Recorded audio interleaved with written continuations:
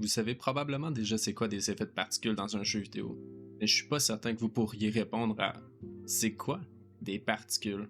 De façon plus simple, je dirais que des particules c'est juste des points à laquelle on attache des objets, mais c'est pas tout.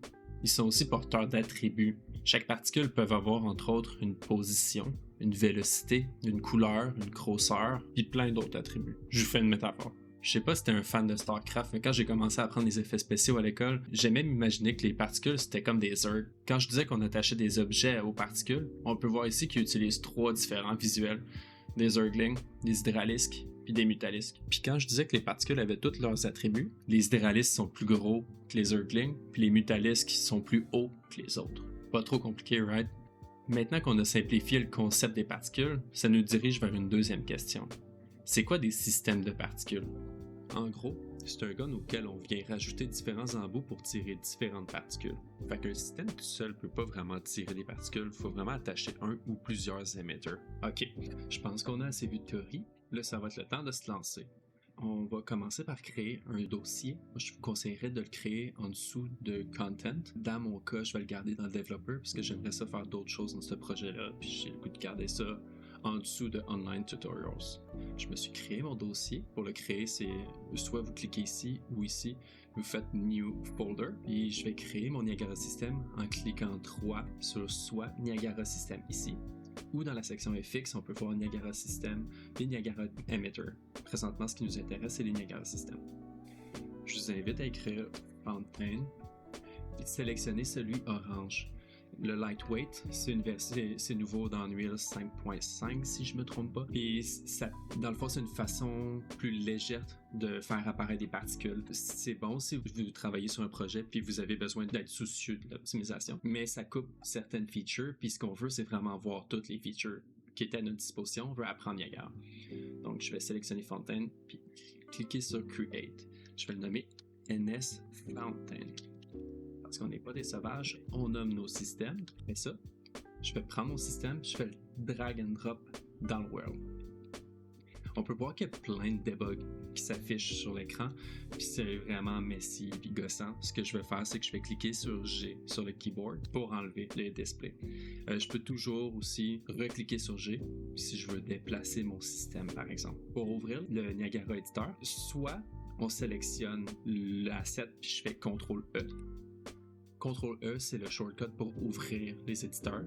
Ça fonctionne pas juste pour les Niagara Systems, ça fonctionne aussi pour les Static Mesh, les Skeletal Mesh, pour tout. On peut aussi double-cliquer dans le Content Browser sur notre nouveau système. Ici, je dirais bienvenue dans Niagara Editor. Toute cette fenêtre ici, c'est Niagara Editor. On a accès à plein de paramètres à gauche, il y a le Detail Panel à droite. Il y a aussi une section Preview ici en haut à gauche. Moi, personnellement, je préfère et de loin travailler dans le World, donc placer mon système dans le World puis voir comment il sort. J'aime pas trop le Preview parce qu'il n'y a pas vraiment de ground. La lumière est différente que dans le Viewport. Généralement, j'évite le Preview.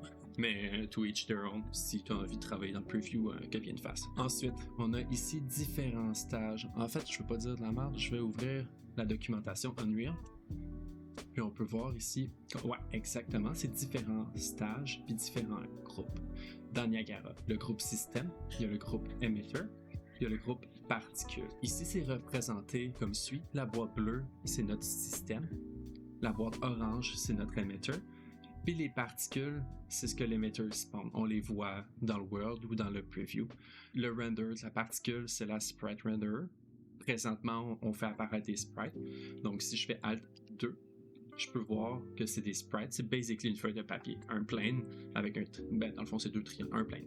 Alt 4 pour revenir à notre visuel normal. C'est important de noter que le système englobe les émetteurs, puis que les émetteurs englobent les particules.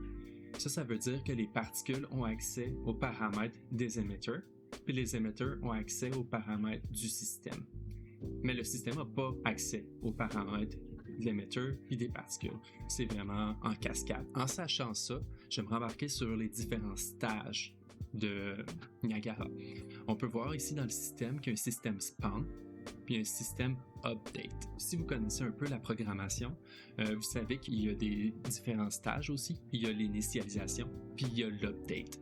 Donc, l'initialisation va se calculer une fois quand le système va naître, puis le reste va se passer dans l'update. C'est ce qui se calcule à chaque frame. Je peux vous montrer un exemple, mais faites-le pas. Je vais créer un set new parameter, color. Puis ici, ça va être la couleur rouge. Et ça va s'appeler linear color. Je vais mettre mes particules rouges en allant sur Initialize Particle, cherchant linear color. Et ici, celui du système. Là, on peut voir que ma particule apparaît rouge. Si je voulais animer cette couleur-là, puis la faire passer de cette couleur à une autre, color from curve, je pourrais la mettre rouge, puis à la fin la mettre bleue. Je vais garder aussi mon alpha à 1 en tout temps. On peut voir que la transition se fait pas. La raison, c'est parce que vu qu'il est dans System Spawn, il arrête à la première couleur. Il arrête d'updater après ça. C'est vraiment juste pour l'initialiser. Après ça, il n'y a plus d'update qui se fait. Mais si je le mettais dans System Update à la place, fait que je vais le prendre, je vais le drag and drop dans Update. Là, on peut voir que les particules sont passées de rouge à bleu avec le temps. On peut voir aussi que toutes les particules ont changé de couleur parce que toutes les particules utilisent la même courbe, mais c'est pas par particule. Cette courbe-là est par système. Je vais déliter ma couleur et remettre la couleur par défaut, qui est blanc. Donc maintenant qu'on a vu un exemple avec la différence entre spawn puis update, dites-vous que c'est la même chose pour les emitters.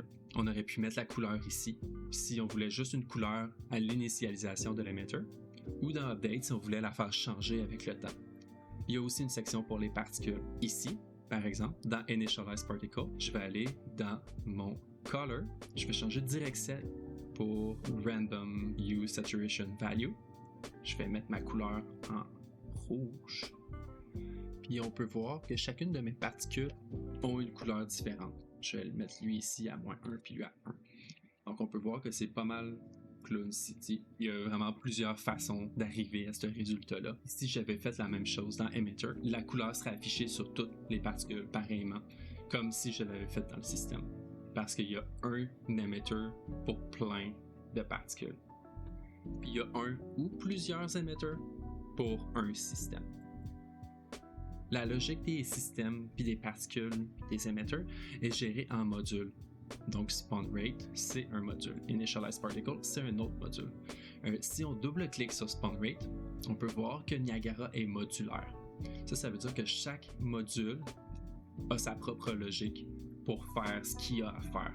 On va le fermer tout de suite parce que ça, c'est vraiment trop advanced pour l'instant, mais je trouvais ça vraiment important de le mentionner. Ça veut dire qu'on peut aussi créer nos propres modules. C'est quelque chose que vous allez probablement faire plus tard quand vous allez être intermédiaire ou plus avancé. Donc ici, le spawn module, par exemple, c'est un module qui permet de faire apparaître les particules. Si je le mets à 0, il spawn 0 particules par seconde. Si j'en mets 1 particule par seconde. Si j'en mets 100 particules par seconde. Vous comprenez le principe. Les modules sont calculés de haut en bas.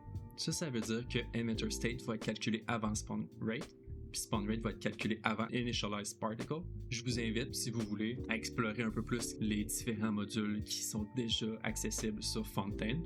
Pas besoin d'en créer.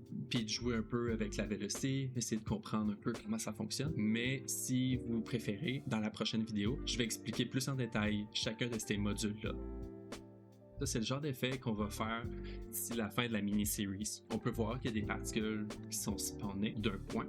On peut voir aussi que les particules s'élargissent dans une direction en fonction de leur vélocité. On peut voir qu'ils collisionnent avec le sol. Puis une fois qu'ils collisionnent, il y a des lumières puis d'autres particules qui spawnent. C'est assez basique comme système, mais ça permet vraiment de faire le tour sur plusieurs concepts d'introduction. Donc pour conclure, on a vu que les Niagara systèmes encapsulent les émetteurs, puis eux encapsulent les particules. Les systèmes peuvent transmettre des attributs aux émetteurs puis aux particules.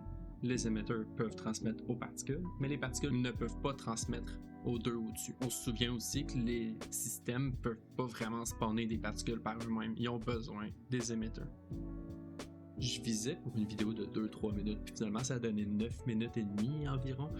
Fait que je pense que ce que je vais faire pour les prochaines vidéos, je vais encore les séparer davantage. Puis si par exemple je veux expliquer les modules qui font apparaître les particules qui spawnent, je vais faire une vidéo consacrée à ça, aux différents modules de spawning. Et encore une fois, si vous avez des commentaires, du feedback, si vous avez en tête des façons qui pourraient m'aider à m'améliorer, c'est vraiment apprécié parce que c'est de la job faire du tutoriel.